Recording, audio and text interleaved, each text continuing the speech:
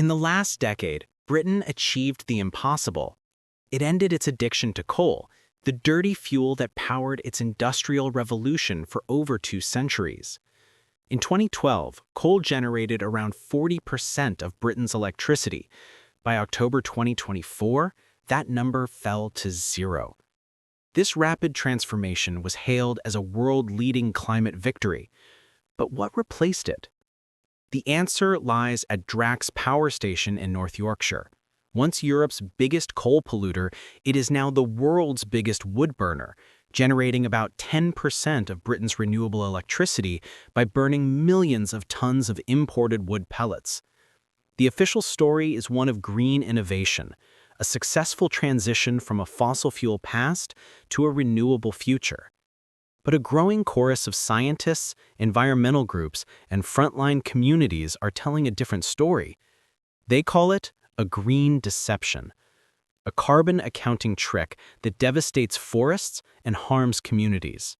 So is this a genuine climate solution? Or is Britain's green revolution built on a lie?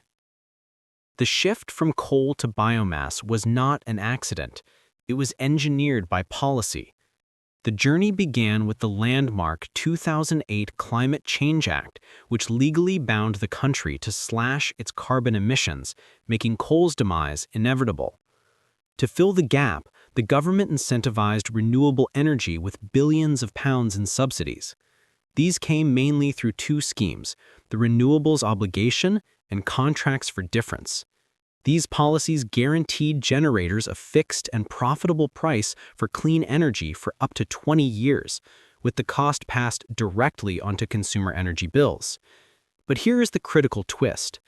Thanks to the European Renewable Energy Directive, industrial-scale wood burning was classified as renewable energy, putting it in the same category as wind and solar. For companies like Drax, this was a golden opportunity.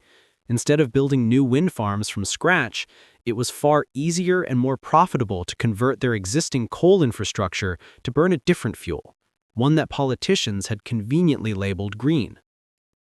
At the heart of this story is Drax Power Station, a facility transformed not by green ideals, but by public money.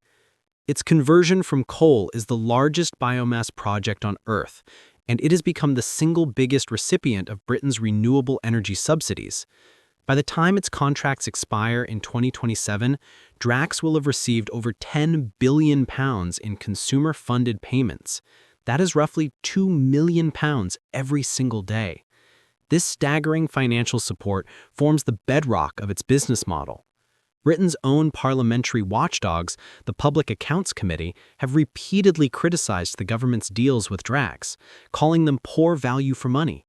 They point out that competitive auctions have driven down the cost of offshore wind and solar, making them the cheapest new sources of power. But Drax's subsidies were awarded without competition, locking consumers into paying a premium for years to come. This is not a story of market innovation. It is a story of subsidy capture. The entire green case for biomass depends on a flawed accounting rule that critics call a fatal flaw. Under international guidelines, the carbon dioxide released from burning wood is counted as zero in the energy sector. This allows a plant to switch from coal to wood and claim a massive reduction in emissions on paper. But the carbon doesn't just disappear. In reality, burning wood pellets releases about 1.5 times the carbon dioxide of coal for the same amount of energy. The industry argues this is carbon neutral because new trees will grow and reabsorb the carbon. But this ignores time. It takes seconds to burn a tree, but decades, even centuries for a forest to regrow and capture that carbon. This creates a carbon debt. For the entire payback period, the concentration of carbon dioxide in the atmosphere is higher than it would have been, accelerating climate change at the very moment we need to be slowing it down. Britain's demand for wood pellets has created a global supply chain, making it the world's top importer. Most of this wood comes from forests in the United States Southeast and Canada. Despite industry claims of sustainability, repeated investigations by journalists and environmental groups reveal a devastating reality. They traced pellets burned in Britain back to the clear felling of mature, biodiverse hardwood forests. These forests are not made of waste wood and offcuts. They are habitats for at-risk species like the Louisiana black bear and the Canadian lynx. Now they are being logged, chipped, and shipped 4,000 miles across the Atlantic.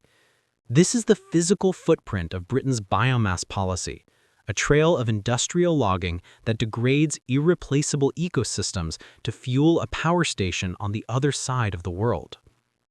The damage doesn't stop at the forest edge. It extends into vulnerable communities.